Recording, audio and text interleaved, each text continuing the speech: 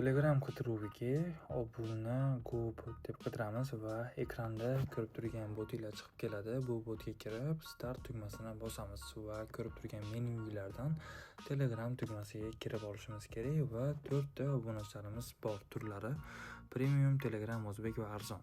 Arzondan boshlaymiz va bu joyda kafolatlari bilan narxlari chiqib keladi. O'zimizga keraklarini tanlashimiz kerak va bular Minty uchun narxlari hisoblanadi. O'zbek obunachilarda ham xuddi shu kabi bo'ladi va Telegram obunachilarda 270 kunlik kafolat bilan narxlar ko'rsatilgan, hamda premium obunachilar ham shu kabi kafolat va narxlari ko'rsatilgan.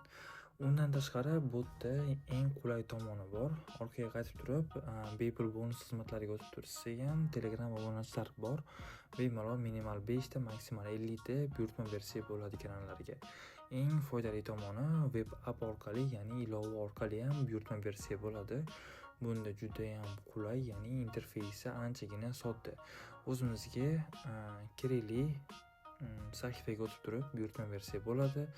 Bu joyda ham boshqa xizmatlarimiz ham bor. Kerakli xizmat ustiga bitta bossak, ma'lumotlari chiqib keladi va kerakli miqdorda buyurtma versiya bo'ladi. Mana ko'rib turganinglardek juda ham ko'p buyurtmalarimiz mavjud. Bu joyda miqdor kiritamiz va hozir bizning hisobimizda mablag'imiz yetarli emas, shunga xato chiqib kelmoqda.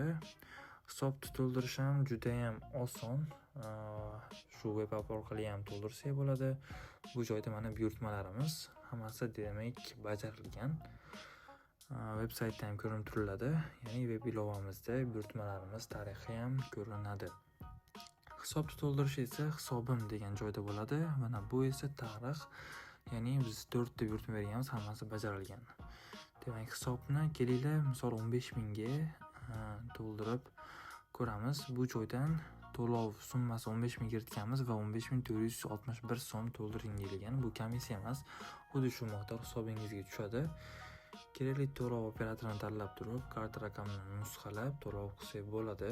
Botga kirsanglar, karta raqami o'zgarishi ham mumkin. O'zinglar botdan tekshirib olasizlar. Juda ham yaxshi, sifatli, zo'r ishlaydi.